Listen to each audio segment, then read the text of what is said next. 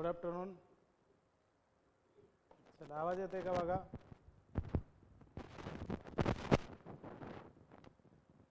आवाज येतोय? तुघलक घराणं आपण बघायला लागलेलो आहे बघा. तुघलक घराण्याचा अभ्यास आपण करत आहे बघा. काय काय त्याच्यामध्ये सांगितलेलं आहे की कोणत्या कोणत्या गोष्टी तुघलकांनी केलेल्या दिसतात बघा. त्यात मोहम्मद बिन तुघलक आपण बघितला होता. त्यातला मोहम्मद तुघलक आपल्याला जवळजवळ आपण त्यातला घटक संपत आलेला होता बघा. कोण आलेलं आहे? मोहम्मद बिन तुघलक. तुघलक घराणं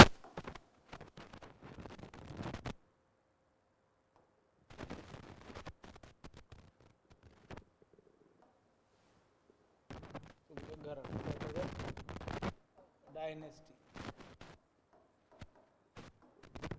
का बघा. त्याच्यानंतरचा आपल्याला भाग बघायचा होता मोहम्मद बिन तुघलक. काय कालखंड होतं बघा? मोहम्मद बिन तुघलक 1325 ते 51 असा त्याचा कालखंड आहे बघा. काय प्रकारचे ट्रान्सफॉर्मेशन केलेले आहे, कोणते कोणते बदल झालेले आहेत किंवा काय त्यातले प्रश्न विचारलेले आहेत. त्यातले प्रश्न पण आपल्याला बघायचे होते.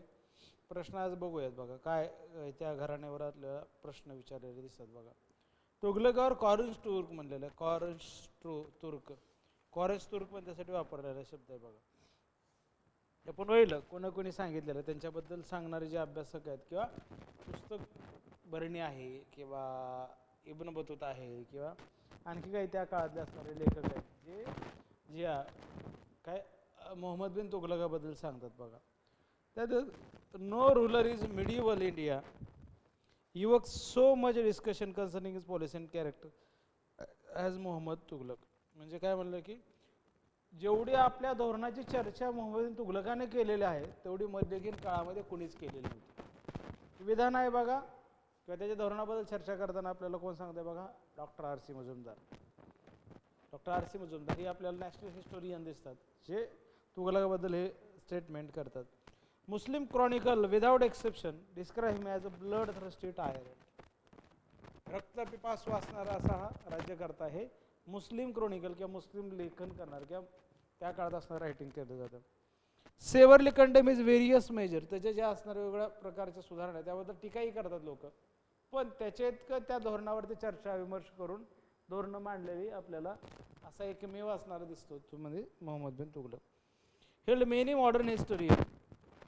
He was a bloodthirsty tyrant, almost verging on insanity, whose policy ruined the Sultanate of Delhi. In recent time, however, some reputed historians have challenged this utmost universal belief of both scholar and layman and sought to exonerate his character.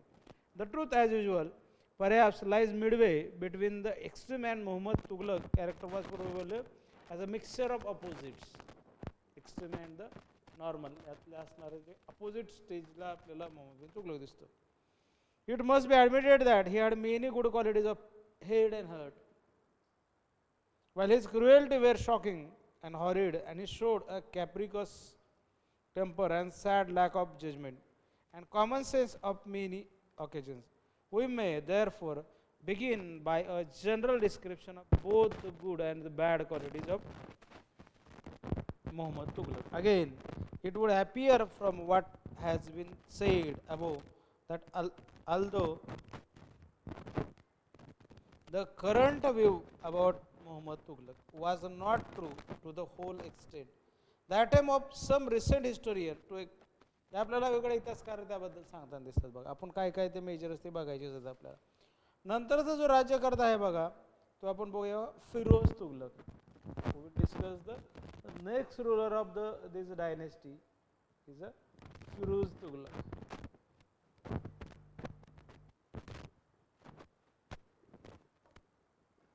Firuz Tughlaq.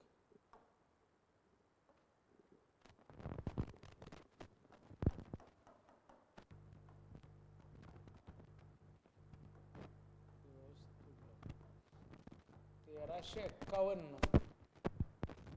ते 88. त्याचा period आहे 98 ते 88. Mohammad Tughlaq was succeeded by Firoz Tughlaq. The latter was born in 1309. 1309 जन्म झाला. and died in 1388. He was the son of Rajab, who was the younger brother of Ghiyasuddin Tughlaq. Ghiyasuddin Tughlaqचा लहान भाऊ, त्याचा हा मुलगा आहे. कोण? Firoz Shah Tughlaq. His mother was a Bhatti Rajput girl who agreed to marry Rajab to save the kingdom of her father Ranmal, chief of Abhor, from the destruction and at the hands of the Muslim. When Firoz grew up, he was trained in the art of administration and warfare, but did not distinguish either of them. Muhammad Tughlaq had a great love for Firoz and consequently associated with him the administration of the country. त्यावर त्याच्यासोबत आपल्याला प्रशासन चालू केलं, त्याच्यावरती विशेष प्रेम आपल्याला या फिरोज तुगलकावर आपल्याला कोणाचं मोहम्मद तुगलकाचं असलेलं दिसतं. सक्सेशन म्हणलेलं आहे, वारसा कसा आलेला आहे. When Muhammad Tughlaq died on 20th of March 1351, there was complete confusion and disorder in the camp, which was plundered by the rebel of the Sindh and Mongol mercenaries who had been hired by the Muhammad Tughlaq to fight against Taghi. Sindh and Mongol would have decided the fate of all. It was at that time that Firoz was approached to ascend the throne. He hesitated, but when his noble Sheikh and ulema put pressure on him, he agreed to become the Sultan. It was under these circumstances that Firoz was coronated in a camp near Thatta on March 13, 1351. Opposition. Firoz has to meet another difficulty. Khwaja Jahan, deputy of the late Sultan, proclaimed at Delhi a boy as the son and their heir of Muhammad Tughlaq, and also put him on the throne. The situation was serious and consequently Firoz consulted the noble and Muslim jurists. म्हणजे आपल्याला त्याला विरोध पण आहे आणि त्याला समर्थन करणारे पण लोक आपल्याला ठिकाणी आलेले दिसतात बघा. म्हणजे फिरोज सक्सेशन जे आहे ते आपण जर बघितलं तर वेगळ्या दृष्टिकोनातून बघायला लागतं. Circumstances demanded that there should be powerful ruler on the throne of Delhi. त्यातनं अशी परिस्थिती निर्माण झाली की दिल्लीच्या गादीवर एक पॉवरफुलच राज्य करता असलं पाहिजे. When Khwaja Jahan found his position weak, he surrendered. Firoz pardoned him in consideration of his past services and allowed him to retire to Saman. However, he was beheaded on the way by a follower of Sher Khan, the commandant of Samana. There is some controversy with regard to succession of Firoz. काही विरोधाभासाची परिस्थिती त्या ठिकाणी निर्माण झालेली दिसते किंवा काय तो झालेला होता किंवा त्याच्याबद्दल काय अडचणी आहेत. Firoz Tughlaq, Ziauddin Barni says that Muhammad Tughlaq left a testament nominating Firoz as his heir apparent. However, the authenticity of testament has been questioned by the Sir Hosley Haig. म्हणजे जे टेस्टामेंट आपल्याला एक लिहिलेलं होतं कोणी बर्नीने, त्याला आपल्याला sir होस्ले हेगने प्रश्न विचारलेले दिसतात बघा. The latter is of view the child whom Khwaja Jahan put on the throne was not a supposition son of the Muhammad Tughlaq, but was an issue of his blood. Consequently, the succession of Firoz was not regular. He could be called as upsurger. This view is not shared by other historians. It is pointed out that there is nothing to show that the boy in question was the son of Muhammad Tughlaq. हा प्रश्न आपल्याला पडलेला दिसतो बघा. हा कसा सत्यता आलेला असावा किंवा त्या पाठीमागची काय कारण असावीत. हा घराणं आलं, कोण? तुगलक घराणं आलं. त्यात फिरोज तुगलक सत्तेवर येण्याची कारणं काय काय असू शकतात, काय काय सांगू शकतात बघा. आपल्याला ते बघायचे. काय? मोहम्मद तुगलकास पुत्र नसल्याने त्याचा चुलत भाऊ फिरोज शाह तुगलक, घियासुद्दीन तुगलकाचा लहान भाऊ रजब यांचा मुलगा. कोण? हा रजब यांचा मुलगा. रजब हा कोण आहे? रजब आहे बघा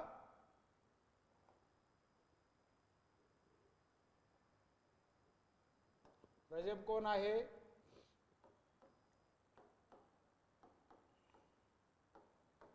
घियासुद्दीन तुगलकाचा लहान भाऊ, त्याचा हा मुलगा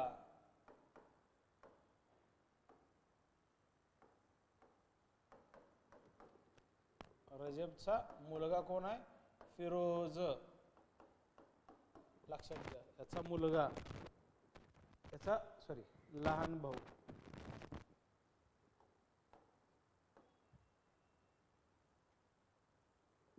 रजबचा मुलगा आहे बघा.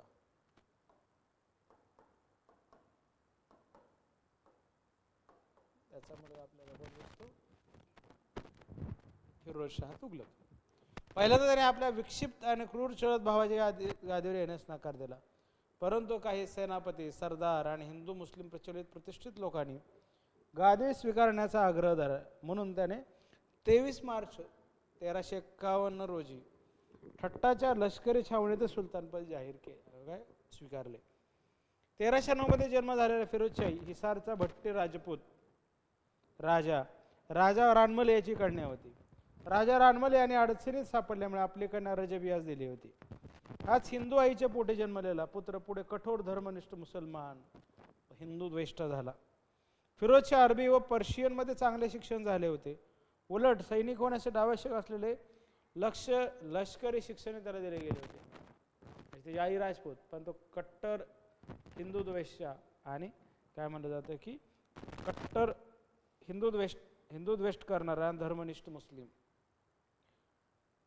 फिरोज सुलतानपदावर आला त्यावेळी राजकीय परिस्थिती अतिशय गंभीर आपल्याला दिसते. ज्या मंगोलांना महम्मदाने आश्रय दिला होता त्यानेच महम्मदाच्या छावणीस लुटालूट चालवली. त्याचे पारिपत्य करणे हे फिरोजचे आद्य कर्तव्य होते. यावेळी बहुतेक सर्व सरदार आदी लोक फिरोजचे समर्थक होते, पण त्यास विरोध करणारे काही लोक होते. तुघलक साम्राज्य विघटन होण्याची प्रक्रिया सुरू झाली. बंगाल सुभा स्वतंत्र होण्याच्या मार्गावर आपल्याला त्या ठिकाणी फिरोजच्या काळात असलेला दिसतो. सिंधमध्ये भंडाचा वनवा पेटला. सुलतानाची छावणी लुटली जात होती. गुजरातमध्ये गोंधळ चालू होता.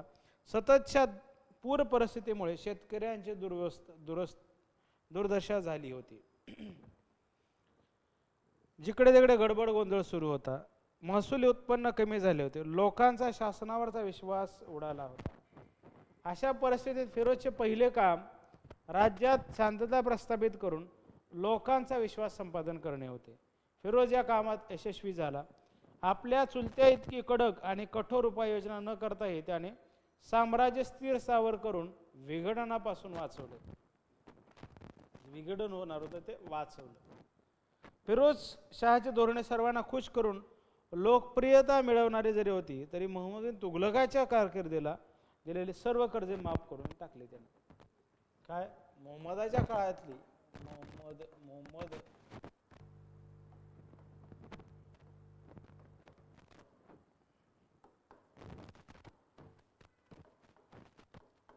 काळातील कर्जे त्यांनी सर्व माफ केले. हे त्याचं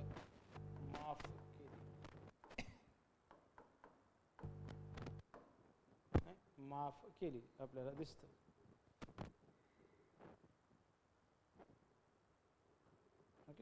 पुढचा भाग त्याच्यामध्ये काय केलं बघा. यापूर्वी दंड संहिता सुधारून गुन्हेगारांना देण्यात येणारी शिक्षा सौम्य केली. तो सच्चा मुसलमान असल्यामुळे इस्लाम धर्मग्रंथावर आधारलेली कायदे संहिता अंमलात आणली. धर्मनिष्ठ मुसलमान प्रजेला आर्थिक समाधान व सवलत मिळावी म्हणून त्याने घरफाळा, कुराणावरील कर असे सुमारे 24 प्रकारचे कर रद्द केले. किरा, जका, जिजिया, खम्स असे कोणाला सांगितलेले फक्त 4 प्रकारचे करच त्यानं लागू करण्यात आले. कर वसुली केली जात असताना जिजिया कराची वसुली अत्यंत कठोरपणे अंमलात आणली. यापुढे ब्राह्मणावर कोणताच कर नव्हता, परंतु फिरोजने जिजिया कर ब्राह्मणावर लावला. फिरोजने जिजिया कर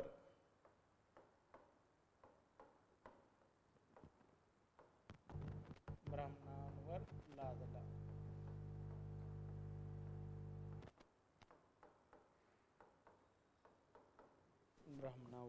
लादला.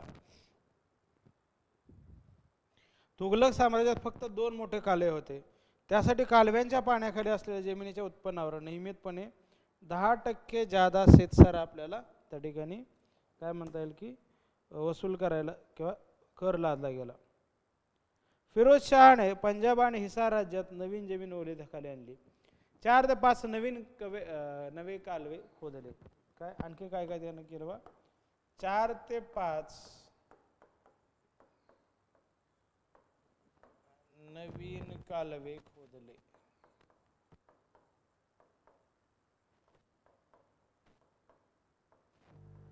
4 ते 5 नवीन कालवे त्या ठिकाणी खोदले.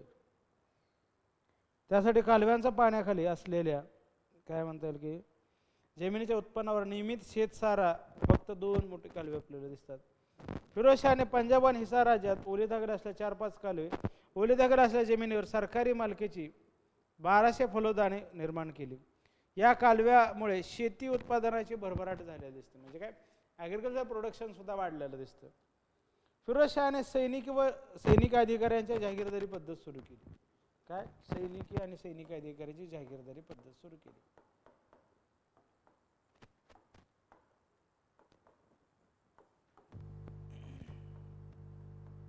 काय केली? जहागीरदारी पद्धत सुरू केली.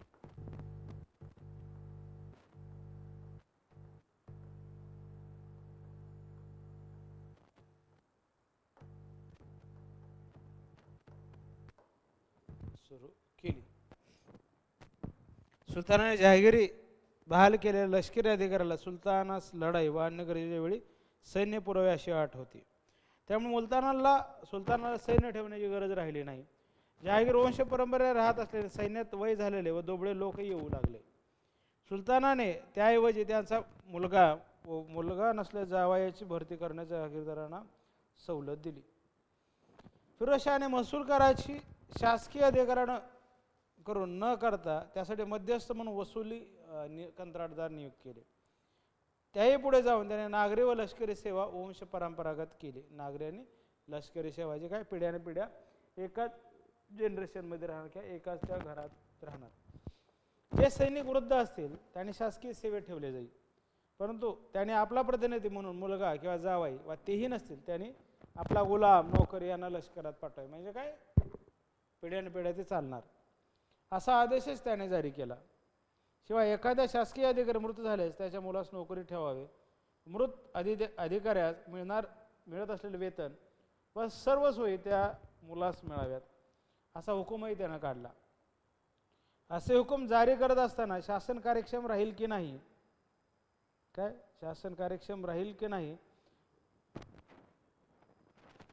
याची काळजी त्याने केली नाही. असे आदेश त्याने शासन दुबळे आणि अकार्यक्षम करण्यास कारणीभूत ठरले. त्यामुळे काय प्रशासनाचा कंट्रोलच आपल्याला त्या ठिकाणी हल्लेला दिसतो बा. म्हणजे काही नियंत्रणच राहिलेलं नाही. फिरोजशहाला आपल्याजवळ गुलाम बाळगण्याचे इतकी विचित्र खोड होते की त्यामध्ये त्यानं काय 1,80,000 गुलाम जमा केले. त्यांना वेतनापोटी जमिनीवर रोख रक्कमा अदा केल्या. त्या गुलामांचे वेतन 10 टंकापासून 100 टंकापर्यंत आपल्याला असलेलं दिसतं. फिरोजशाह नागरी सुधारणा करण्याची PWD किंवा नागरी सुधारणा करण्याची वेलफेअर अप्रोच आपल्याला दिसतो. त्याने शेकडो मोठी नगरे वसवली. त्यापैकी हिसार, जौनपूर, फिरोजाबाद ही नगरे काय म्हणता येईल की कोणती होती? जौनपूर, हिसार, आणखी कुठला आहे बघा? जौनपूर, हिसार आणि फिरोजाबाद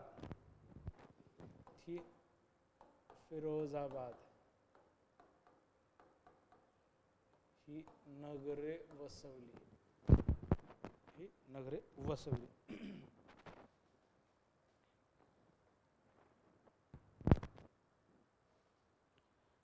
त्याशिवाय फिरोजशहाने 50 धरणे बांधली, 40 मस्जिदीचा अंतर्भाव असलेली 30 महाविद्यालये, 20 राजवाडे, 100 सराया, धर्मशाळा वगैरेची उभारणी केली.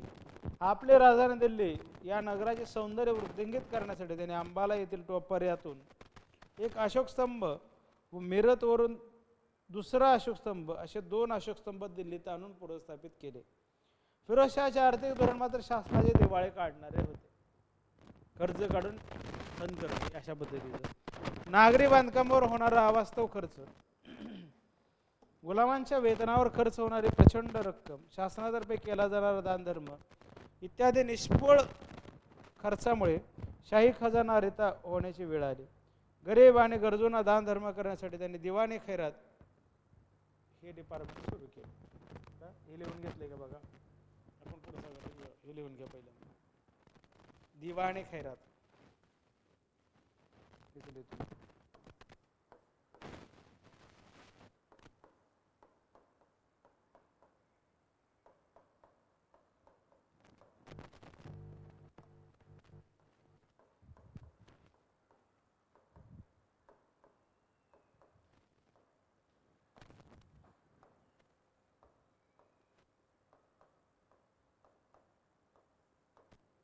गरिबांना दान धर्म करण्यासाठी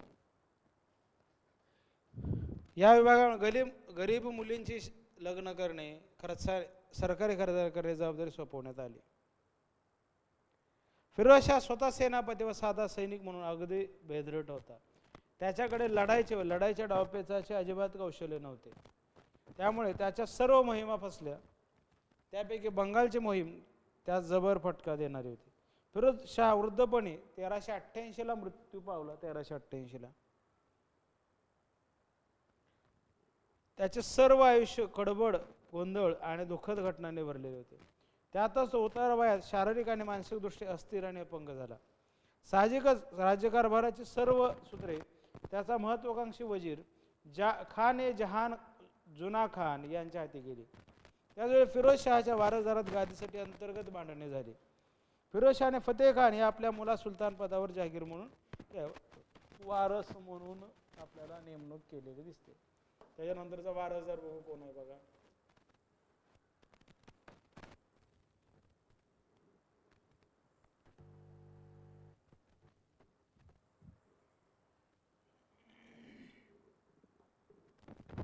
काय म्हणतात त्याच्यामध्ये, खान ए जहान फतेह खान या मुला सुलतानपदी. फतेह खान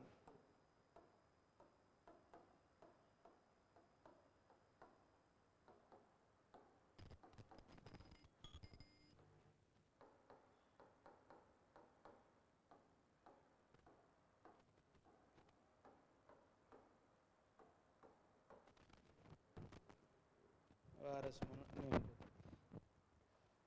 फिरोज शहाच्या मृत्यूनंतर तुघलक शाह या फतेह खानच्या दुसऱ्या मुलाने दुसरा घियासुद्दीन तुघलक हा धारण करून सुलतानपद काय म्हणता घेतलं. पण दुसरा घियासुद्दीन तुघलक त्या लहान वयात गादीवर त्याचा राज्यकारभाराचा काहीसा अनुभव नव्हता. त्यातून तो स्वैराचार्य चैन विलासाचे जीवन जगू लागला. दरबारी आमिर सरदाराने त्यास ठार मारले. त्याच्यानंतर त्याचा चुलत भाऊ अबू बकर आपल्याला गादीवर आले. अबू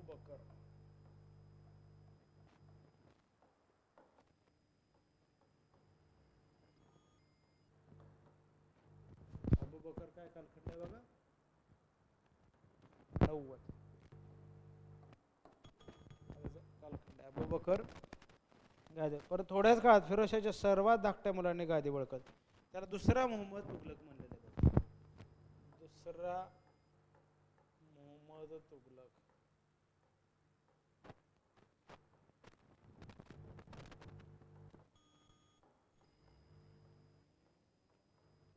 चौदाशे 90 ते 94 आपल्याला दिसतं. सुलतानपद 4 वर्ष. तो आजारपणामुळे 1394 मध्ये काय म्हणता येईल की मृत्यू पावला. त्याचा मुलगा हुमायून आला बघा. इथे एक हुमायून आहे. पुढचा मुघलांचा हुमायून वेगळा आहे बघा. हुमायून आपल्याला सत्तेवर आला. तो गादीवर आला पण त्याच वर्षी त्याचे निधन झाले. त्यानंतर त्याचा लहान भाऊ मुहम्मद आपल्याला 94-95 दिसतो. मुहम्मद 1394 आणि 95 सुलतान म्हणून राज्यकारभार करून लागला. दोघे एकाच वेळी सुलतान पदावर हक्क सांगत होते. परिणामी राज्यकारभार ठप्प झाला होता. जे होईल ते पाहावे अशी भूमिका तुघलक साम्राज्याचे तुकडे होत असल्याचे पाहत थंड बसले होते. या अराजकतेचा फायदा घेऊन जौनपूर, गुजरात, माळवा काय म्हणता येईल की खानदेश इत्यादी राज्ये स्वतंत्र झाली. दिल्लीच्या सुलतान पदाचा गोंधळ चालू असताना तैमूरलंग आपल्याला त्या ठिकाणी गादीवर आलेला दिसतो.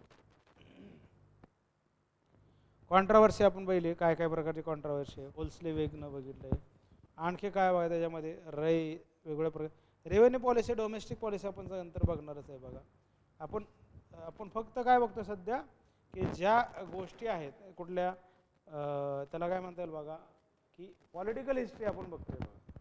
नाव we are discussing only the political history, then economic and the cultural or the religious history आपण नंतर बघायचं आहे बघा. ओके, त्याच्यानंतर कोण आहे बघा, आपण बघितले नासिरुद्दीन. लॅटर तुघलकमध्ये आपल्याला त्याची नाव आहे. याचा एक क्रोनॉलॉजी घ्या, लिहून घ्या क्रोनॉलॉजी. लॅटर तुघलक, नंतरचे तुघलक, अशा प्रकारचे टर्म्स आपल्याला सिलेबसमध्ये बघणं गरजेचं आहे. लॅटर मुघल आहेत तसे लॅटर तुघलक आहेत का बघा एकदा.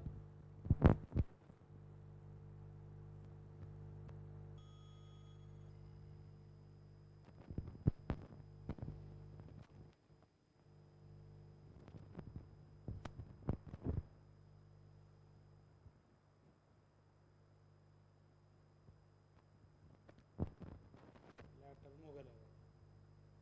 Here is the Tughlaq dynasty.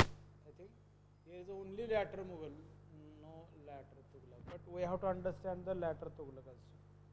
Okay? Later Tughlaq also. त्याची chronological order प्रश्न विचारला जाईल बघा. Later Tughlaq. Later Tughlaq काय प्रकारचे आहेत बघा. Firoz Tughlaq also succeeded by his grandson Ghiyasuddin Tughlaq Shah II बघितलेलं आहे. नासिरुद्दीन मोहम्मद आपण बघितलेला आहे काय. त्यानंतर अल्लाउद्दीन सिकंदर शाह आपण बघितलेला आहे. नंतर काय म्हणतात की नासिरुद्दीन मोहम्मद तुघलक पण बघितलेला आहे. तैमूर इन्व्हेजन आपलं 1398 दिसतं. परत मोहम्मद हबीब आणि बाकीचे अभ्यासक काय काय सांगतात, म्हणजे वेगळ्या प्रकारची आपल्याला लाईन जी काही वंशावळ जे आहे ते बघायला आपल्याला ह्या ठिकाणी दिसते. मग काय काय त्याच्यामध्ये डाउनफॉल ऑफ तुघलक डायनेस्टी काय प्रकारचे आहे बाबा. Causes of the downfall of Tughlaq dynasty. Causes of the downfall of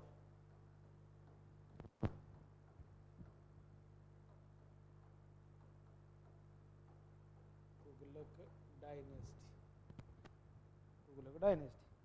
When the Muhammad Tughlaq was the ruler, his empire included the whole of India, with the exception of Kashmir, Kutch, and part of Kathiawar and the Orissa. On the death of Muhammad Shah, his grand nephew म्हणजे काय, चुलत नातू, तर त्याला मुलगाच नव्हता, grand nephew. The extent of the kingdom was defined thus by a contemporary saying, the rule of the Lord of the world extends from Delhi to Palam. Palam is a village on the distance of few miles from the Delhi. Even this small kingdom vanished and the Sayyid established their rule in Delhi. मग सय्यद त्या ठिकाणी आपल्याला आले दिसतात. Many factors आपल्याला responsible for the downfall of Tughlaq घराणं रासाला जाण्याचे अनेक कारणं दिसतात. त्यामध्ये आपल्याला एक एक कारण बघायचं म्हणलं. मोहम्मदाचं असणारं काय म्हणलं की पार्टली मोहम्मद तुघलक हा त्यात एक अंशतः त्यामध्ये काय म्हणता येईल की मोहम्मद तुघलक एक त्यासाठी जबाबदार होता. तुघलकाचे धोरण किंवा तुघलक जबाबदार आपल्याला अंशतः दिसतो, पूर्णतः नाही तर अंशतः जबाबदार आहे. कशासाठी, या फॉलसाठी, because of this fall. Downfall of the empire, his transfer of the capital from Delhi to Daulatabad brought a lot of misery to the people. वेगळ्या प्रकारचे दुःख जे निर्माण केलं की लोकांवरती वेगळ्या प्रकारचा संघर्ष निर्माण झाला. त्यातनं आपल्याला असं म्हणता येऊ शकतं की तुघलकांच्या ऱ्हासाचं कारण म्हणून आपण त्याच्याकडे बघायला लागतं. मग आपल्याला कोणते कोणते धोरण होती, काय काय धोरण होती ती बघायला पाहिजे बघा. मग कोणते कोणते धोरण होते बघा तुघलकाचे जर आपण बघायला लागलो काय काय दिसतंय बघा धोरणं. एक मिनिटात सांगतो बघा तुम्हाला. काय मोहम्मद तुघलकाचे काय विक्षिप्त धोरण, राजधानीचे स्थलांतर, कॅपिटल शिफ्टिंग, त्यातलं असणारं महत्वाचं धोरण बघा. कॅपिटल शिफ्टिंग म्हणजेच काय त्यावेळेला राजधानी स्थलांतर, एक त्यातलं असणारं धोरण आहे राजधानी स्थलांतर.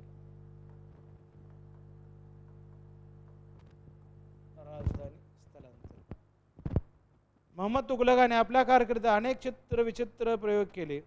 त्यापैकी एक प्रयोग दिल्लीहून देवगिरी येथे राजधानी स्थलांतरित करून तिला दौलताबाद हे नामविधान केले देण्याचा प्रयत्न. त्यांच्या मते सुलतानाचे साम्राज्याची राजधानी देवगिरीसारख्या मध्यवर्ती ठिकाणी पाहिजे. शिवाय दिल्लीला सतत दुष्काळ पडतो अशी मंगोल टोळ्याची तिच्यावर सतत आक्रमणे होत असतात. त्याच वेळेस राजपुतान्यातील कडव्या राजपुतांना अल्लाउद्दीन खिलजी देखील समर्थ तोंड देऊ शकला नाही.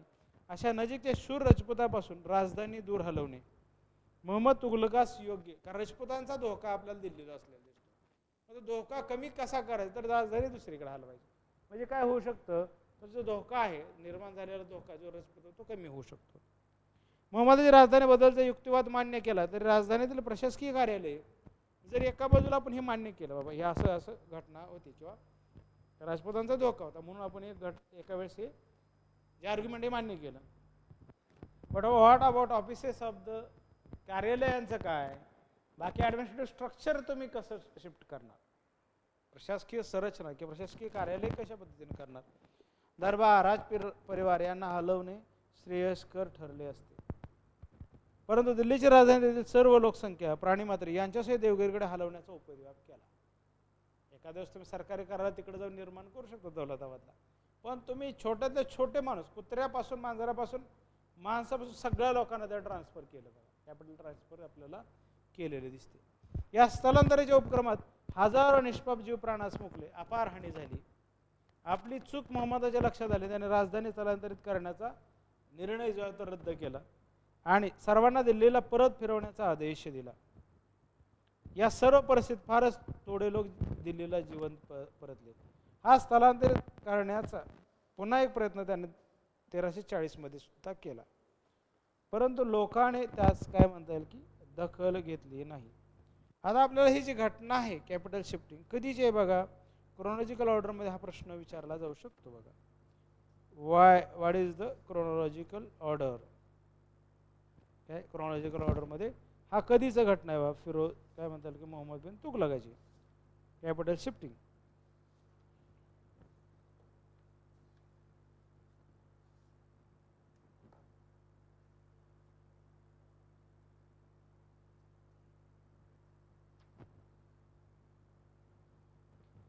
तेराशे 1327.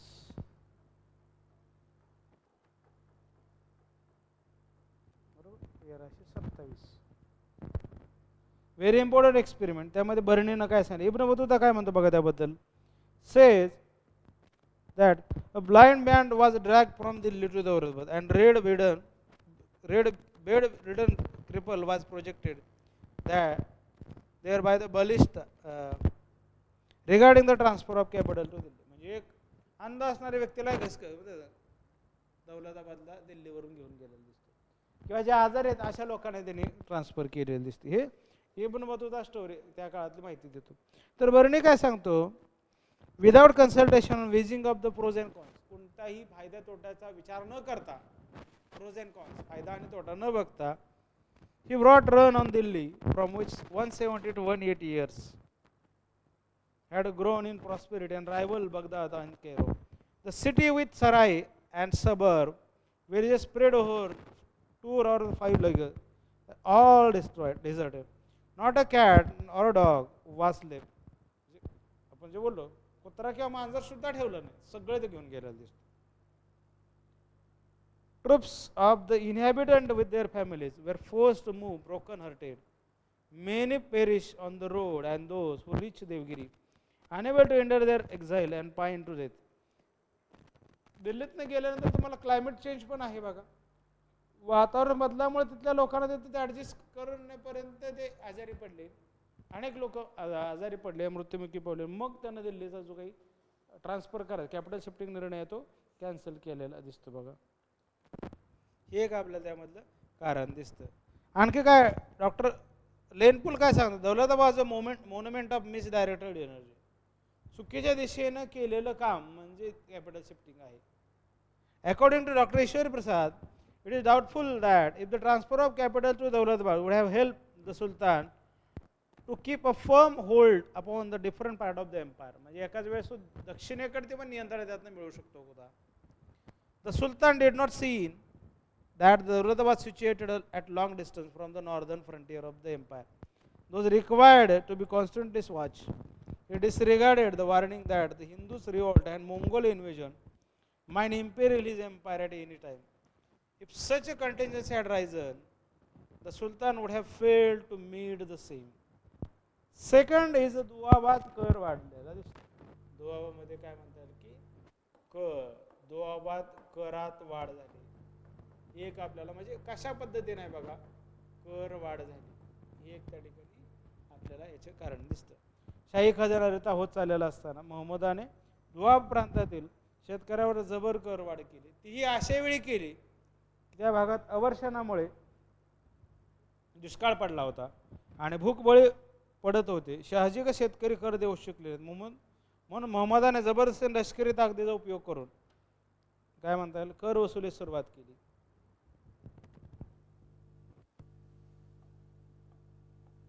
कर वसुलीस सुरुवात केली. लोकांच्या हालास पारावर उरला नाही. कर चुकवणाऱ्या जंगलात वैतर जर पळून गेलेल्यांना सैनिकांनी एखाद्या शिकाऱ्याप्रमाणे टिपले. एवढे करूनही शाही खजान्यात फारशी भर पडली नाही.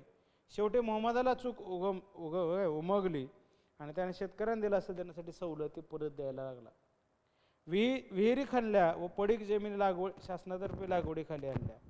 अशा काही उपाययोजना करून परिस्थिती सावरण्याचा प्रयत्न केला, परंतु नुकसान अगोदरच होऊन गेले होते.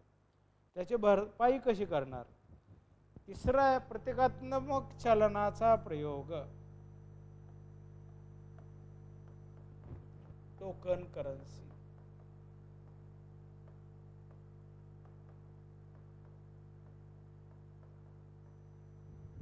क्रोनॉलॉजिकल क्वेश्चन्स विचारले जातील बघा. प्रतिकात्मक चलनाचा प्रयोग कधी झालेला आहे, किती वाढलेला आहे? तारीख मुबारक शाही increase the 20-fold and this were added to the घरी or house tax. House tax आणि घरी टॅक्स. घरी और चराई टॅक्स. यात काय घरी टॅक्स, घरी टॅक्स वाढला, त्यालाच काय म्हणाला हाऊस टॅक्स. आणि चराई टॅक्स काय बघा, चराई टॅक्स, त्याला काय पासर लँड टॅक्स, याच्यामध्ये वाढ केली.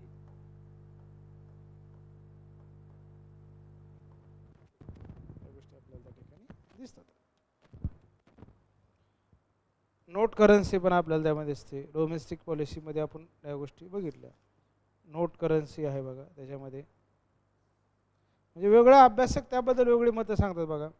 1329 ते 30 म्हणजे काय 1329 ते 30 या काळात हे झालेलं दिसतं. कुठले token currency, experiment of the token currency.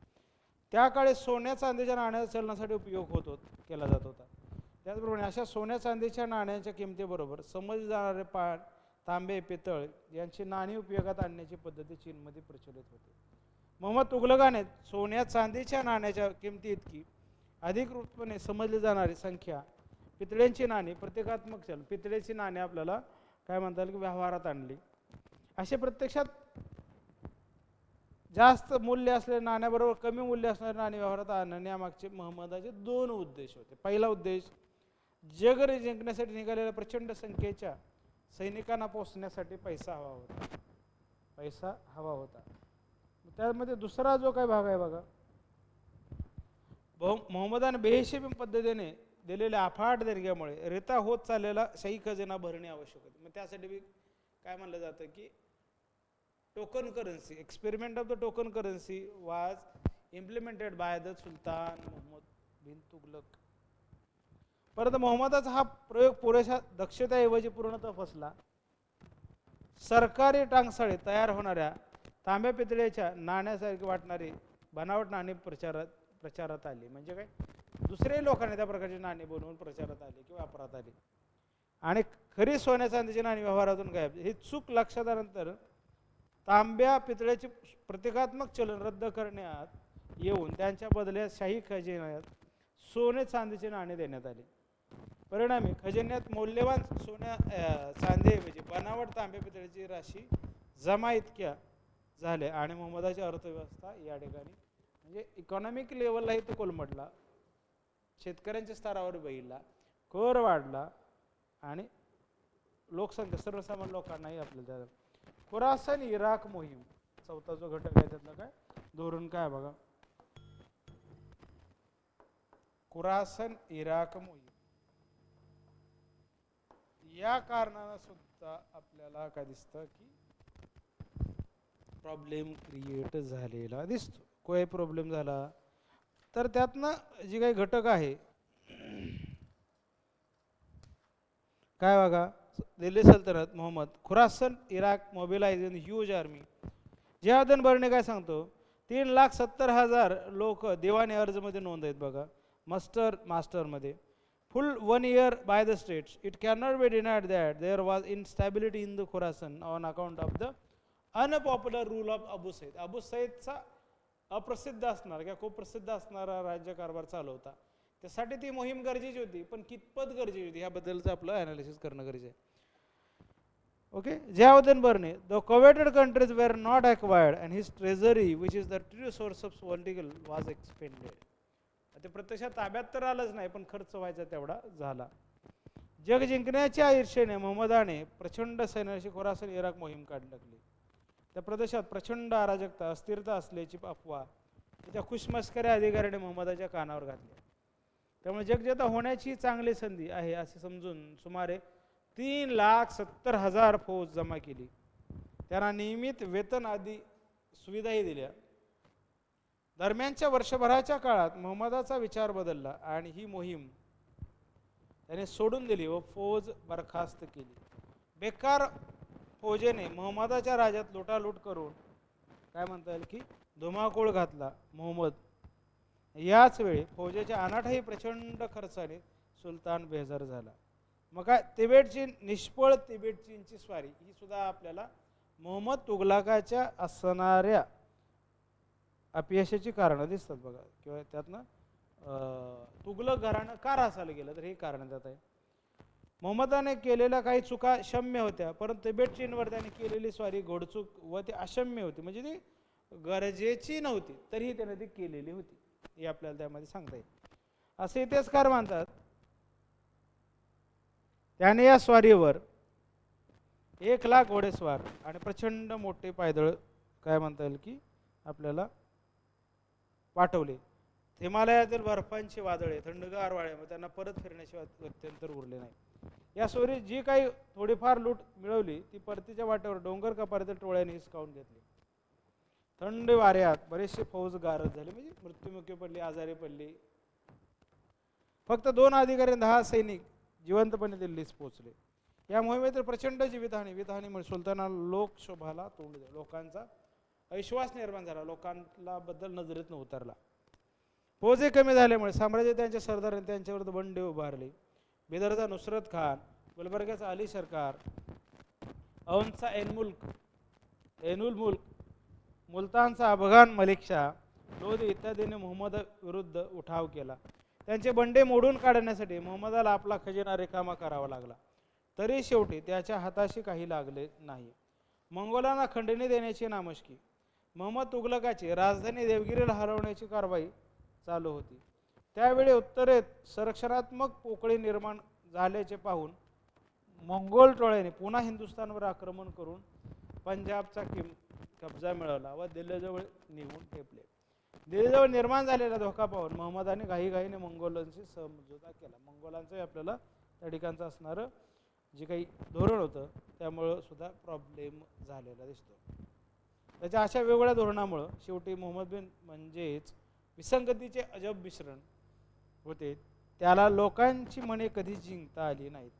ते प्रचंड साम्राज्य प्रशासहीन बनले होते. सगळीकडे अंधाधुंदी माजली होती. न्यायालयात गुन्हेगारांना मिळणारे शासन अनावश्यक कठोर होते. किंबहुना सामान्य जनतेला न्याय मिळतच नव्हता. त्याच्या काळात दरबारात कटकार असताना उतो आला होता. त्यामुळे दरबारातून त्याला कोणाचेच सहकार्य व सल्ला मिळू शकत नाही.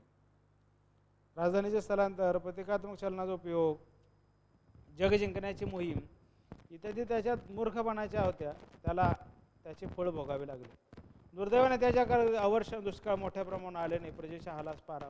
म्हणजे एका बाजूने असा सुलतान, दुसऱ्या बाजूने नैसर्गिक आपत्ती. अखेर 16 वर्षात अनेक बंडांना त्याच्या खजिन्यावर फार मोठा भार पडला. म्हणूनच त्याला काय म्हणाले का, काय लेनपूल काय म्हणतो, his career was a tragedy of high intentions and self defeated. Mohammad तुगलकाची अखेरची वर्ष बंडचा बेमोड करण्यातच गेली.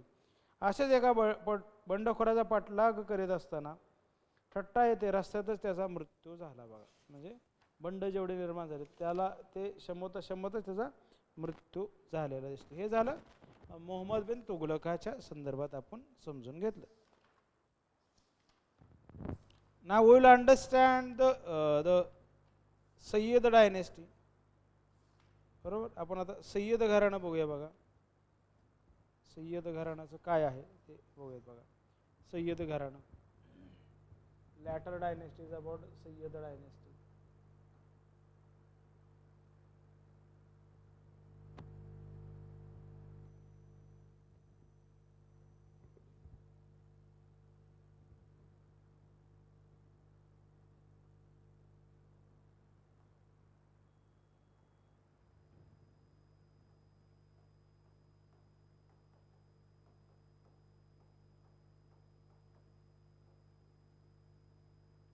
डायनेस्टी काय कालखंड आहे बघा.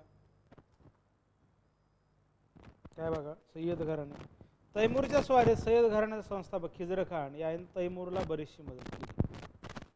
काय म्हणतात त्याचा संस्थापक कोण आहे बघा. संस्थापक कोण आहे बघा, खिजर खान.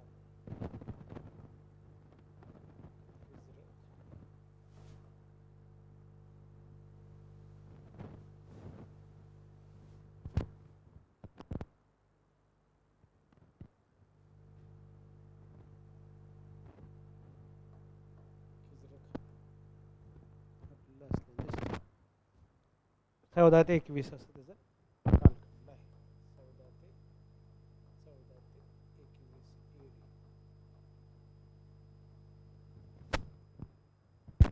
याने तैमूरला बरीचशी मदत केली होती. त्याचे बक्षीस म्हणून तैमूरने त्यास लाहोर, मुलतान व दिपालपूरची सुभेदारी दिली. तैमूर पडल्यानंतर खिजर खानाने स्वतःला वायव्य सरहद प्रांताचा तैमूरचा राजप्रतिनिधी म्हणून जाहीर केले. जून 1414 त्याने दिल्लीवर स्वारी करून दिल्लीचा कब्जा मिळवला व स्वतःला सुलतान म्हणून द्वाही फिरवली. अर्थात तैमूरचा वारस म्हणून त्याचा पुत्र शाहरुख गाजीचा मांडलिक म्हणून तो दिल्लीवर राज्य. त्याच्या राज्याची प्रादेशिक मर्यादा आपल्याला दुआब, दिल्ली, दुआब आणि पंजाबच्या काही भागाकडे होती. खिजर खानानंतर मुबारक शहा, मोहम्मद शहा, आपल्याला क्रोनॉलॉजिकल बघितलं तर मुबारक शहा कालखंड 1421 ते 33.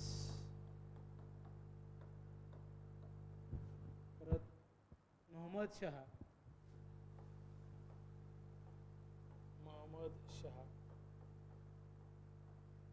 नंतर काय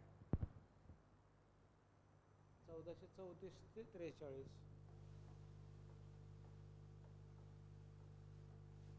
आणि त्याच्यानंतर शेवटचा अल्लाउद्दीन आलम शाह.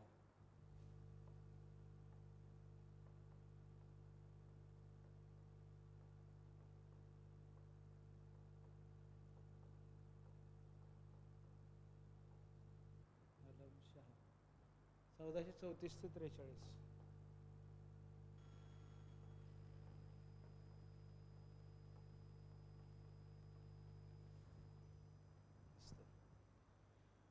अशा सय्यद घराण्याच्या 3 सुलतानांनी दिल्लीच्या सुलतान पदावर सार्वभौम या नात्याने राज्य केले.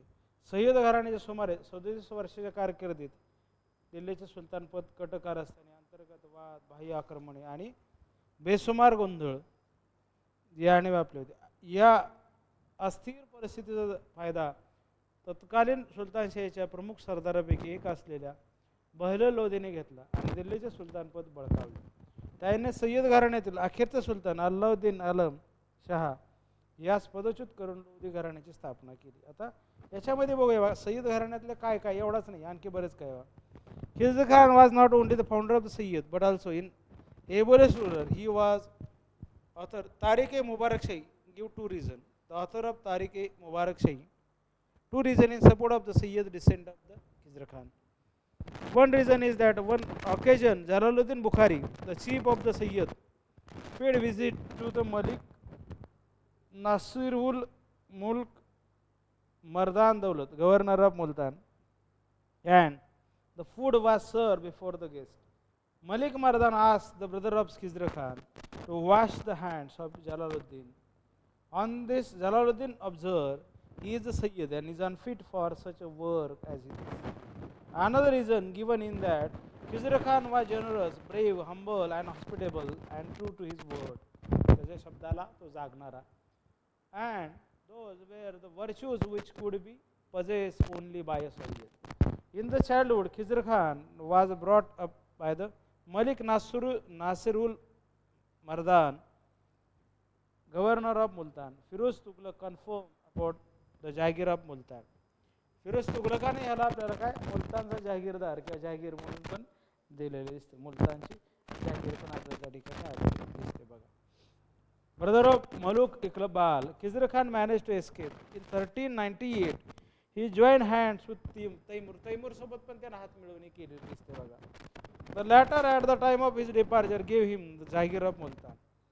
त्यानं काय परत जहागीर मुलतानची बी जहागिरी मिळाली दिसते आणि ते आपल्याला फिरोज शाह तुघलकाने त्याला मान्य केलेलं दिसतं बघ.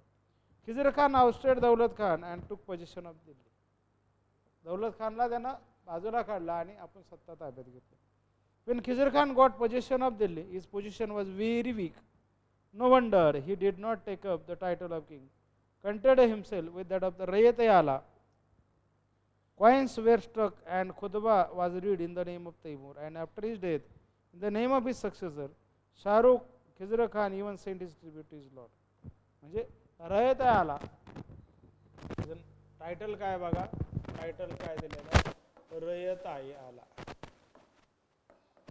रयत-ए-आला आणि त्याला काय म्हणतात खुतबा जो वाचलेला आहे, read in the name of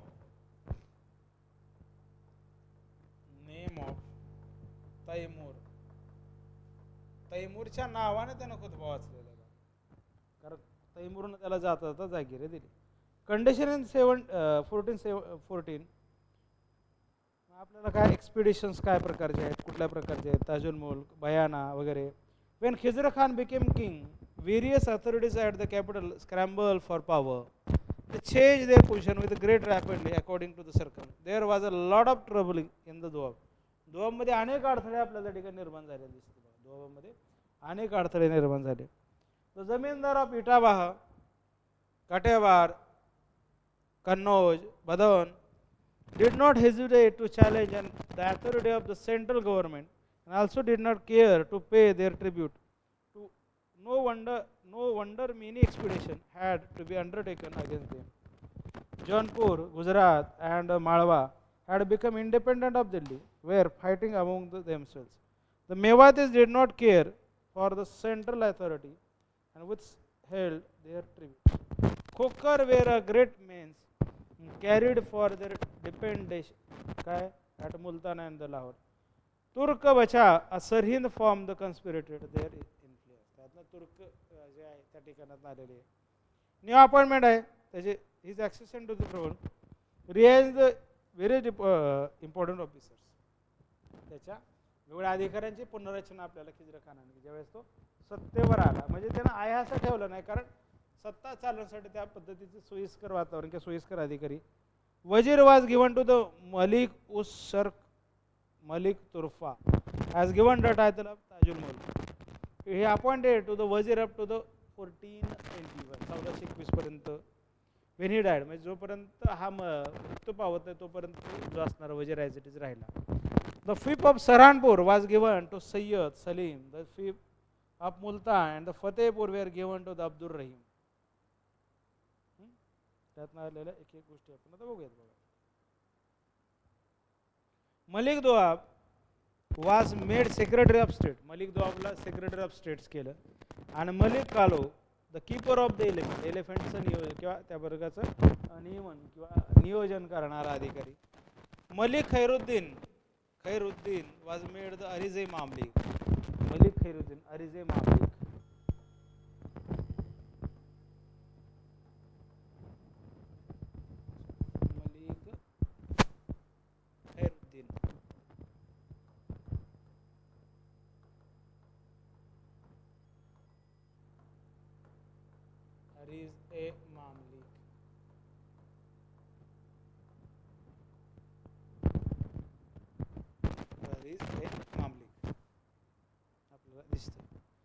the various other officials were confirm in their proving जागिरियन ऑफिसेस. आता खिजरखानाच्या काळातलं झालेलं काय काय घटक आहे ते बघू.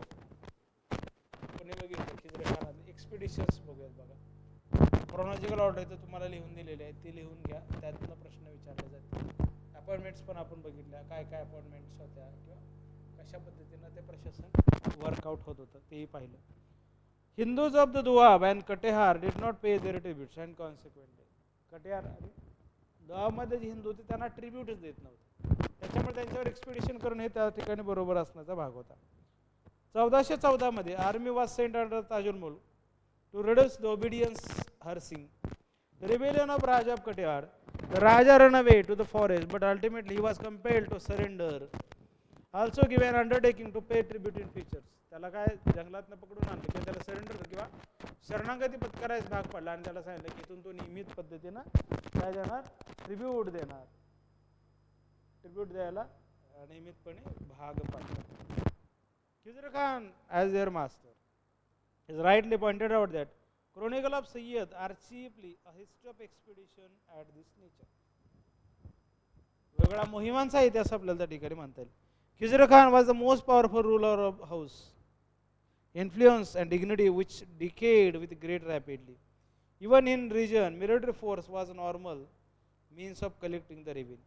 Recalcitrant were not treated as rebel, and the only punishment given to them was realization of the money due born from them, and also promise to make regular payment in future. In July 1416, Tajul Mulk was sent to Bayana. बायानावर पण आपल्याला expeditions केलेले दिसत बघा. Expedition पहिल्यांदा कुठे केले होते expedition? Doab आणि काटेवाड मध्ये. दुआब आणि काटेवाड. नंतर कुठे आहे बघा बायाना मध्ये. बायाना काय बघा नीळ उत्पादन केंद्र. बायाना आपल्याला नीळ बायाना अँड द ग्वाल्हेर. ताजुल मुल्क बायाना अँड द ग्वाल्हेर.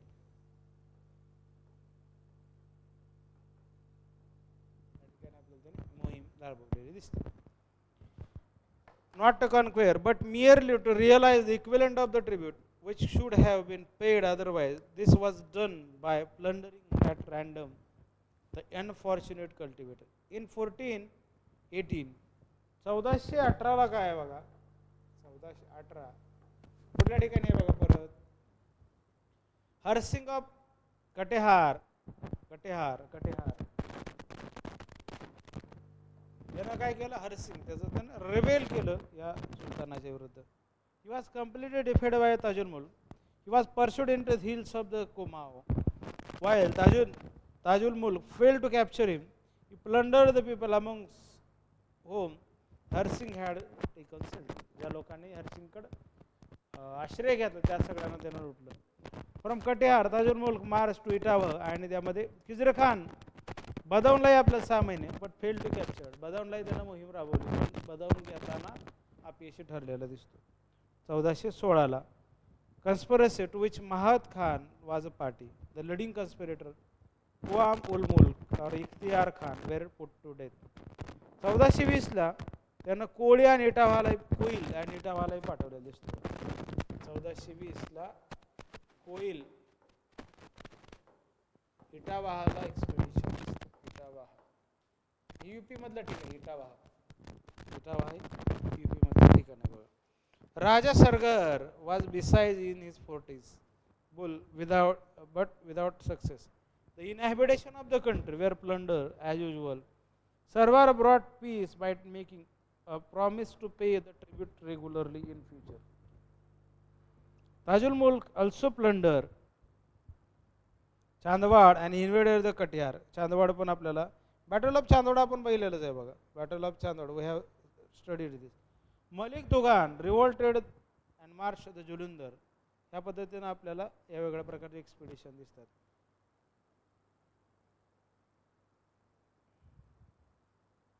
त्यानंतरचं काय 1421 काय 1421 Khizr Khan march into the Mewat to assert his authority there. त्याचे स्वतःचा वर्चस्व खिजर खान मेवातला गेला. He captured and destroyed the former stronghold of Badaun Mahir, received the submission of most of his inhabited. Raja of Gwalior brought peace by making राजा ग्वाल्हेरच्या राजाने शांतता तह त्या ठिकाणी केलेला दिसतो बघा. ती आपल्या ठिकाणी बघायला पाहिजे. However, he died on 20th March after designating his son Mubarak Khan as successor. परत तो 1421 ला मृत्यू पावला. एस्टिमेट काय करता येईल बघा, मूल्यमापन काय करता येईल खिजर खानाचं. तर as a regard estimate of Khizr Khan, he was truly a Sayyid. हा खरा असणारा, ट्रूली अ सय्यद, खरा सय्यद असणारा तो आहे. He hesitated from shedding blood without great necessity, and he did not wreak vengeance on his enemy. He was busy all his life in suppressing revolt in various parts of his empire, and consequently was not able to carry out any reform. Ferista pay the following tribute to Khizr Khan. Ferista ही काय सांगतो बघा. Khizr Khan was a great and wise king, श्रेष्ठ असणारा आणि समजदार असणारा राजा, and kind and true to his, त्याच्या शब्दाबद्दल तो तेवढा जागृत असणारा कोण, Ferishta. He subject and love him with a grateful affection, so that great and small, master and servant sad and mourn for him in a black rain till the third day when they said after mourning garments and raise his son Mubarak Shah to the throne. म्हणजे सगळ्यासाठी दयाळू असणारा, शहाणा असणारा असा तो आपल्याला या ठिकाणी दिसतो बघा. कोण,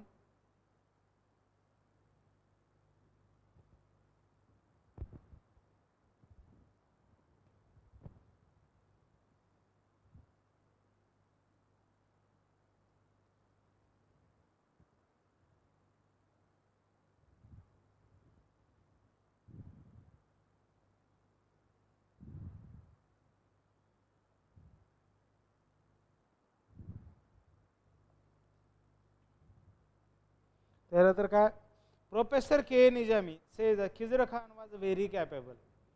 सक्षम असणारा असा हा राजा Khizr Khan was a very capable and energetic ruler, उत्साही असणारा राजा. काय, उत्साही असणारा राजा. Who won from a low position to the throne of Delhi. छोट्या पदापासून दिल्लीच्या गादीपर्यंत तो गेलेला, छोट्या पदापासून दिल्लीच्या गादीपर्यंत गेलेला तो आपल्याला खिजर खान हा सुलतान म्हणून बघता येऊ शकतो. By sheer dint of merit, फक्त गुणवत्तेच्या मेरिटच्या बेसिसवर. ही कोण सांगता, professor K A Nizami. His administration was just and general. त्याचं जे प्रशासन होतं ते न्यायी असणारं होतं. काय, न्यायी असणारं. About the reign of Ferishta says people were happy and contented under his rule. लोक त्याच्या काय म्हणता येईल की त्याच्या प्रशासन काळात आपल्याला आनंदी असणारे लोक दिसतात. त्याच्या कोणाच खिजर खानच्या प्रशासन काळात लोक, people were happy and so the young and bold, the slave and the free condemn his death, free condoled his death by wearing the black garments. आता मुबारक शाह आपण बघूया पुढचा जो काही आहे तो. टाका board Khizr Mubarak Shah.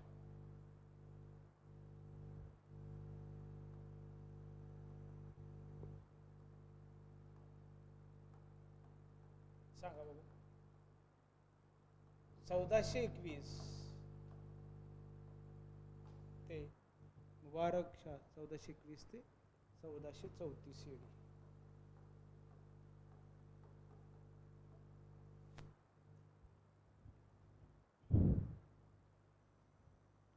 Khizr Khan was succeeded by his son Mubarak Shah. A detailed account of his region is to be found in Tariq-e-Mubarak Shahi. याच्याबद्दलची माहिती कशात मिळते, तारिक-ए-मुबारक शाही. तारिक-ए-मुबारक शाही यामध्ये त्याची माहिती मिळते. तारिक-ए-मुबारक शाही मध्ये या मुबारक शाहची माहिती मिळते. रिटर्न बाय द यहा बिन अहमद. लेखक कोण आहे, यहा बिन अहमद. यहा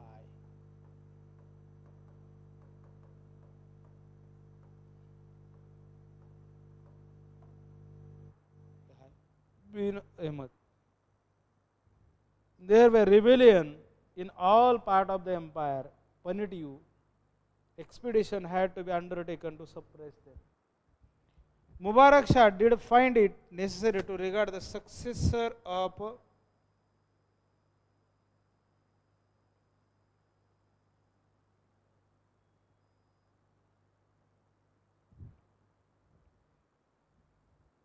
Mubarak Shah did find necessary to regard the successor of Taimur as his overlord. No wonder he freely used the royal title of Shah along with his own name. On his coin, he styled himself as a Muizuddin Mubarak Shah. Coin वर काय दिसतं? Muizuddin. त्याच्या coin वर काय? On his coin. On his coin.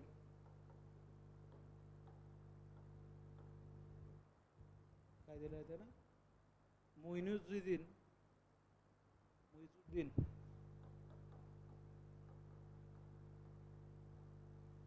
Mubarak Shah. Mubarak Shah. The new ruler professed allegiance to the Khalifa along policy of transfer. स्थलांतरांचं धोरण पण त्यानं राबवलं. Mubarak Shah confirmed the most of the noble at their fief, an appointment which they had held during the previous region. However, he pursued the policy of perpetually transferring the noble from one fief to another. म्हणजे जे Nobel होते त्यांची स्थलांतर transfer करायची, बदली करायचं आपल्याला दिसतं. By doing so, he perhaps attained his object of preventing any one noble from acquiring a dangerous local influence in any district of the kingdom.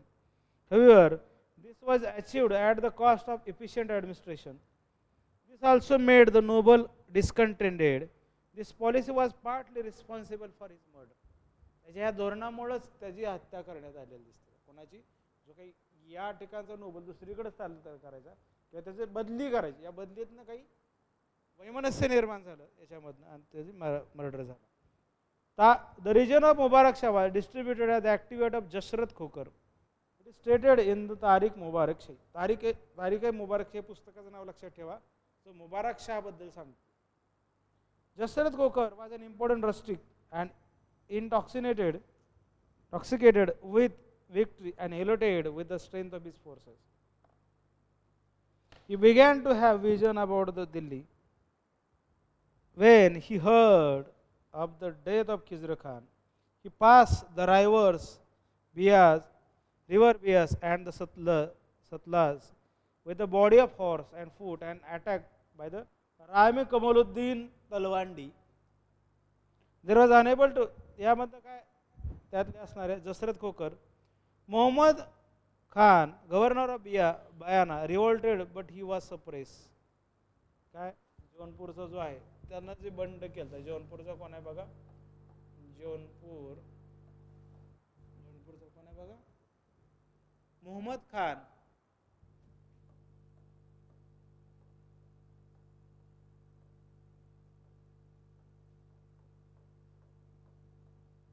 बायाना revolt केला, बंड केलं पण तो सप्रेस केला. Revolted but suppress.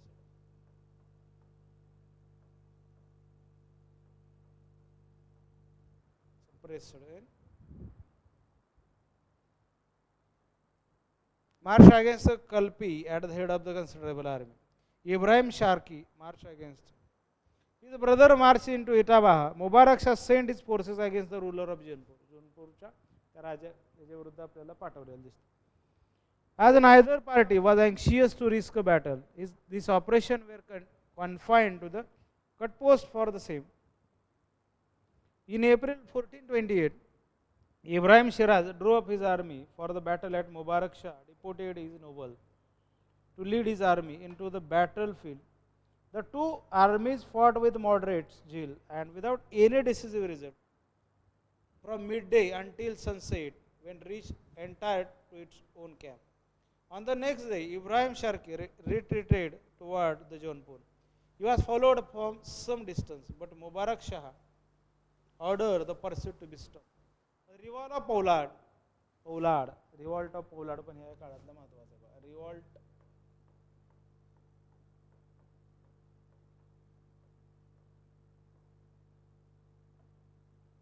रिव्हॉल्ट ऑफ पौलाड. Revolt of Pollard. A reference may be made to the revolt of Pollard. Turk Bacha, Pollard Turk Bacha. The rebel was a slave of Sayyid Salim. Slave of Sayyid Salim. He was able to collect a large number of followers. Entrench himself with the forties of Bhatinda, Pollard agreed to surrender on the condition that Sultan would spare his life. तो काही ठराविक अटीवर मान्य झाला की मी शरणागती पत्करतो पण माझा जीव मला मारायचं नाही या अटीवर. However, he foolishly believed a servant who said that the word of Sultan was not to be relied upon. Decided to continue. त्याला काय म्हणता येईल की त्या शब्दावर विश्वास नाही मग त्याने ते प्रतिरोध करणं विरोध करणं सुरू ठेवलं. Pollard asked for the help of Amir Sheikh Jada al Mughal, governor of Kabul and Khokhar chief. The governor of Kabul reached Shahrin. The royal army withdrew. The Pollard gave 2 lakhs of tanka and other present to Amir Sheikh Ali. The latter also plundered practically whole of the Punjab.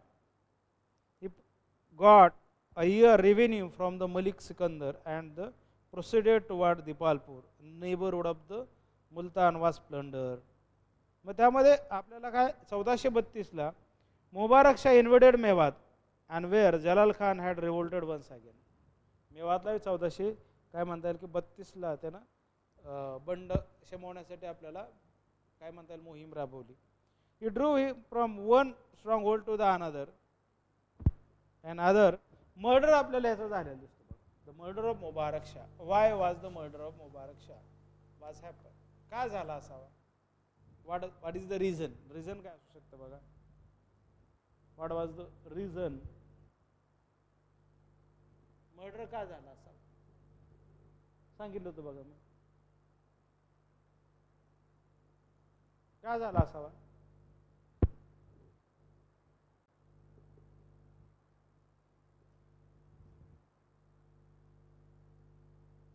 तर त्याच्या पाठीमागचं कारण होतं बघा जे Nobel होते नोबलांच्या बदल्या करण्यात जे काही बदल्या केल्या गेल्या होत्या त्यातनं त्याला विरोध निर्माण झाला होता. Mubarak Shah found that Sarwar ul Mulk had not sometime passed in performing satisfactorily his duty as wazir. त्याचा जो काही कोण आहे बघा तो वजिरांची कर्तव्य किंवा जी काही ड्युटीज आहेत तो व्यवस्थित करत नाही असं त्याला वाटलं. Consequently, he appointed Kamal ul Mulk as a co-adjuster in the hope that two would work in harmony. However, he was disappointed. The influence of the able and more energetic Kamal ul Mulk eclipsed the influence of Sarwar ul Mulk. Sarwar Mulk and Kamal ul Mulk या दोघांना त्यानं वजीरसाठी काय म्हणतात एकमेकाला cooperate करण्यासाठी त्याची नेमणूक केली गेली पण ते उलटच त्याच्या अंगलट आलं. The latter resented as virtual suppression. His thought were now turned toward the blood. त्याचा विचार हे रक्तामध्ये झालं काय म्हणतात ना रक्त यामध्ये आलेलं. His deprivation of Dipalpur had rang with a thorn in his heart and his mind was now set on effecting some revolution in the streets. मग त्यातनं काहीतरी क्रांतिकारी झालं पाहिजे मग मुबारक शाहची हत्या त्यातनं करण्यात आलेली दिसते. He conspired with the son of Kango and Kajwil Khatri to take the life of the Sultan. When Mubarak Shah went to the Mubarakabad to watch the progress of its construction, he was attacked on 20th of February 1434 by Siddhupal, grandson of Kaju, who struck the Sultan with a sword on his head with such force that he had at once fell down dead on the ground. Ranu and other Hindus rushed and completed the bloody work. म्हणजे राणू आणि other जे लोक त्यांनी राहिलेलं काम केलं अगोदरच त्यांनी मारलं. Following in the tribute paid by the contemporary to Mubarak, clement and generous sovereign full of excellent quality. According to Dr. Hamiduddin, Mubarak Shah proved to be the ablest king of the house of Khizr Khan. Khizr खानच्या घरातला सक्षम असणारा असा राजा त्याला मारलं गेलं. He endeavored his best to preserve his father gain. त्याने ज्या वडिलांचे मिळवलं ते तसं ठेवलं जतन केलं. त्याच्यामध्ये आणखी वाढवण्याचा प्रयत्न केला, पण आहे तेवढं तरी ठेवलं. Exhibited the qualities of brave warrior in overcoming the danger that threatened his kingdom, both from within and without. He was wise and resourceful, had always at his disposal a loyal army of his own, that of his feudal allies, which kept a watch on the important border posts of Lahore, Dipalpur, and Multan in the north and the west, fought to maintain his position at the strategic point in the south and east. He did not, हे आपल्याला याबद्दल सांगितलेलं दिसतं. आता मुहम्मद शाह त्याच्यानंतरचा जो राज्यकर्ता आहे मुहम्मद शाह 34 ते 44.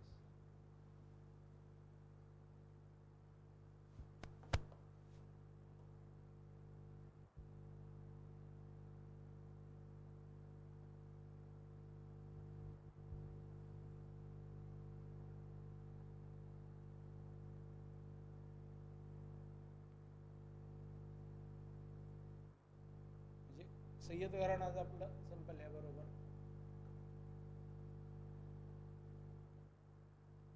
Muhammad Shah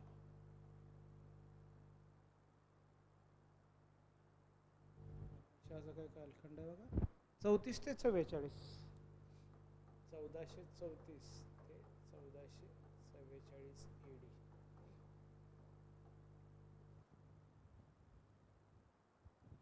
When Mubarak Shah died, he left no son. त्याला कुठलाच मुलगा नव्हता.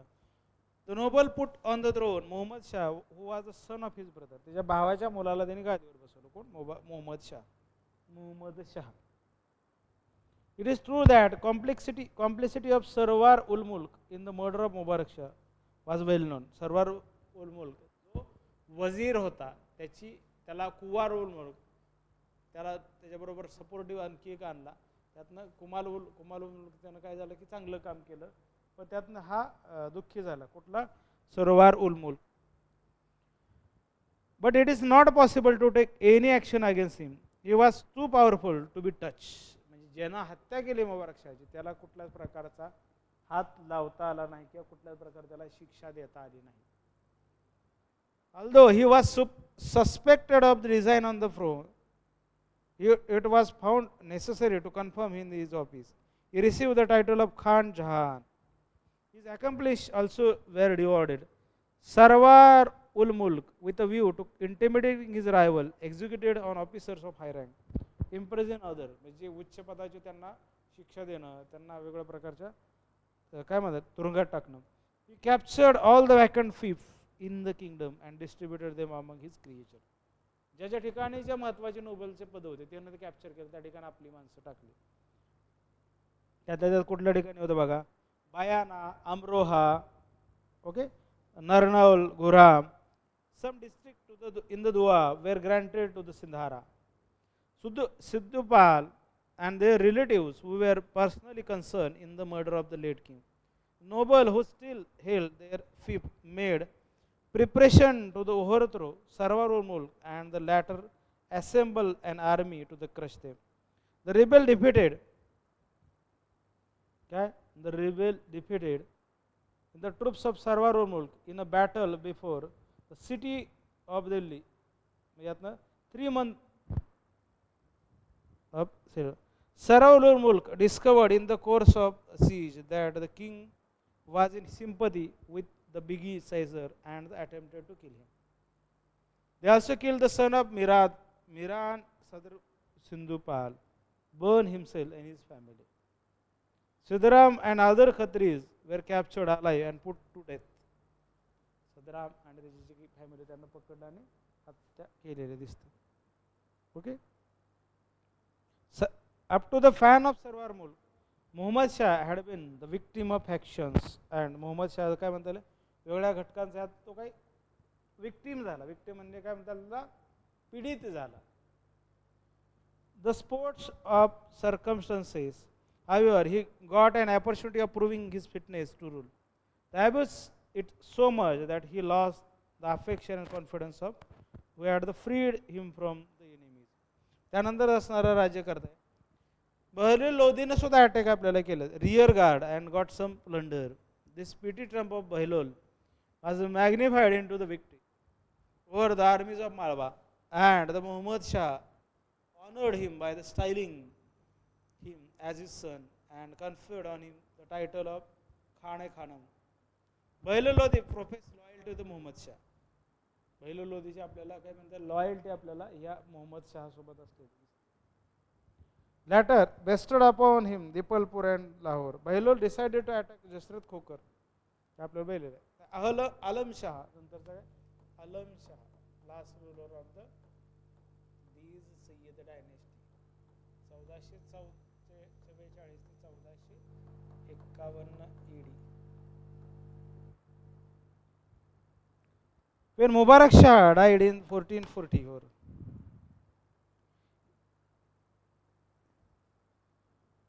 he was succeeded by his son Alauddin, who took up the title of Alauddinच टायटल आलम शाह घेतलं बघा. याचं नाव काय ओरिजिनल नाव काय Allauddin Shah. Allauddin Shah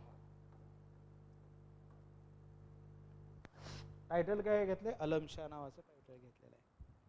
The new king was even more feeble than his father, but in spite of Bahlul accepted his accession. In 1444, Alam Shah went to Badaun. He found the city so attractive that decided to live there instead of बदाऊनलाच त्यानं राहायला सुरुवात केली कारण त्याला ते शहर आकर्षक वाटलं Badaun. There he had give himself to complete in the pursuit of pleasure. खूप आनंदात आणि काय म्हणतात प्लेजरच्याच नादात लागलेला हा राज्यकर्ता. After the departure of Alam Shah from Delhi, there was a quarrel among those who were the ruling. जे राज्यकर्त्यांच्यामध्येच तंटा भांडण सुरू झालं. Hisam Khan and Hamid Khan became the arbiters of the destiny of Delhi. त्यामध्ये वाद कोणामुळे झाला हिसाम खान आणि त्याच्यात दुसरा कोण हिसाम खान आणि हमीद खान यामध्ये तंटे निर्माण झाले. हमीद खान यात दिल्लीच्या सत्तेवरनं तंटे निर्माण झाले. सत्तेसाठी भांडण निर्माण झाले तंटा उभा राहिला हे आपल्याला त्या ठिकाणी बघितलं पाहिजे. He responded to the invasion so quickly that he did not bring him efficient force to stabilize his position in the capital. He received from Hamid the key of the cities. He also wrote a letter to Alam Shah in Badaun, and his reply was that he had neither fruit nor profit of sovereignty. His father has made Bahlul his son and himself he freely cheerfully resigned his throne to Bahlul as an elder brother म्हणून. बहिलोसाठी काय त्यांना राजीनामा दिला आणि त्या पद्धतीनं बहिलोल मध्ये आपल्याला आलेलं दिसतं. The Bahlul ascended the throne of the Delhi in 19th April of 1451. He did not so only the creature of successful faction, but also an heir designate of a king who had voluntarily abdicated. Alam Shah continued to live in Badaun till died. 1478 मृत्यू आहे त्याचा आलम शहाचा. तोपर्यंत बदाऊनलाच राहिलेला आहे कारण त्या शहराच्या तो प्रेमात पडला आणि त्यातनं तो तिथंच राहिला. Professor K. N. Vijayan, thus the ended of Sayyid dynasty after an inauspicious rule of over 37 years. Emerging as the principality of Multan, it ended as the principality of Badaun. Multan पासून सुरुवात झाली आणि बदाऊन पासून एंड झालेलं दिसतं. Started from the Multan, ended with the Badaun. Neither politically nor culturally did it contribute anything worthwhile to the history of medieval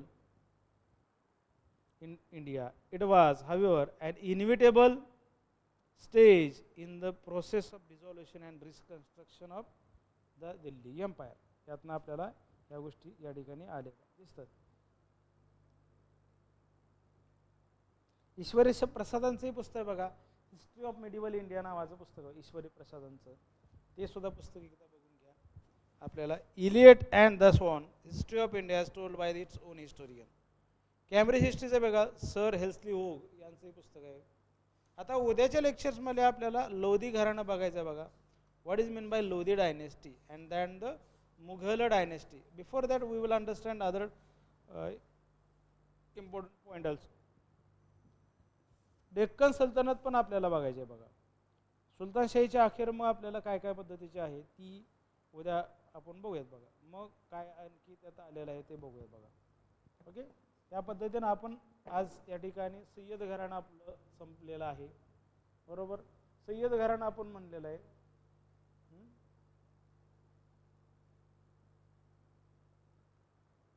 बघा आपलं इथंपर्यंत संपलेलं आहे. हे एक राहिले, मग डिक्लाइन ऑफ सल्तनत लेक्चरमध्ये संपेल. डेक्कन सल्तनत कुठं आहे बघा, इथं आहे बघा, विजयनगर आणि डेक्कन सल्तनत इथं आहे.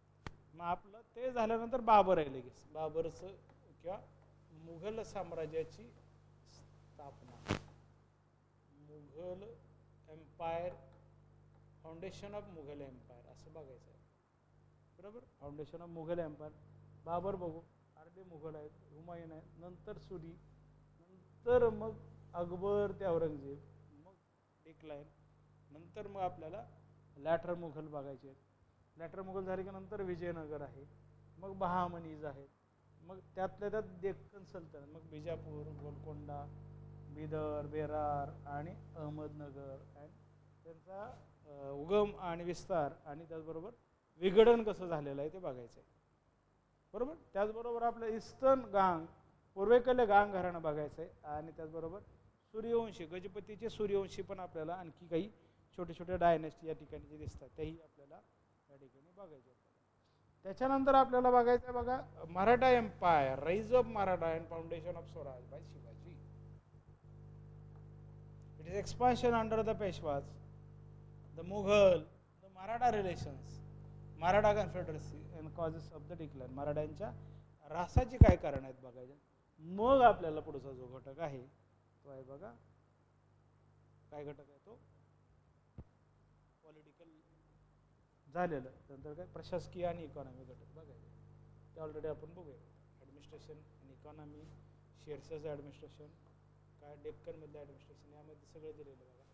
अंडर सल्तनत, नेचर ऑफ स्टेट, दिल्ली सल्तनतच्या अंतर्गत कशा पद्धतीची स्टेट सिस्टीममध्ये ते सगळं बघायचं. वारसा युद्ध काय होतं किंवा लॉ ऑफ वारसा, वारसाचा नियम काय होता का नाही तेही आपल्याला त्या ठिकाणी बघायचं आहे. मग शेअर्सचं ॲडमिनिस्ट्रेशन झालं की मग मुघल ॲडमिनिस्ट्रेशन बघायचं आहे. केंद्रित आहे, प्रांतिक आहे आणि स्थानिक असणारं. मनसबदारी कशा पद्धतीची आहे, जहागीरदारी काय आहे, प्रशासकीय जे काही सिस्टीम आहे ते डेक्कनमध्ये, त्याच्यात विजयनगरची काय आहे आणि त्यानंतर बहामनी काय आहे, आणि नंतर ही कम्पॅरेटिव्ह तिन्ही एकत्र बघू. नंतर मग फ्रंटियर पॉलिसी, दिल्ली सल्तनतची आणि मुघलांची काय बघा, दोघांची फ्रंटियर पॉलिसी ओरिएंटेड काय आहे. त्यानंतरचं बघायचं इंटरस्टेट रिलेशन काय प्रकारचे आहेत सल्तनत आणि ॲग्रिकल्चर प्रोडक्शन आहे, फॅक्टरीज आहे, मग ट्रेड अँड कॉमर्स आणि हुंडी. हुंडी आता विचारलेलाच प्रश्न आहे. ओके, अशा पद्धतीने आपण या ठिकाणी उद्याच्या लेक्चर्समध्ये आपण लोधी घराणं समजून घेऊया. Okay, thank you.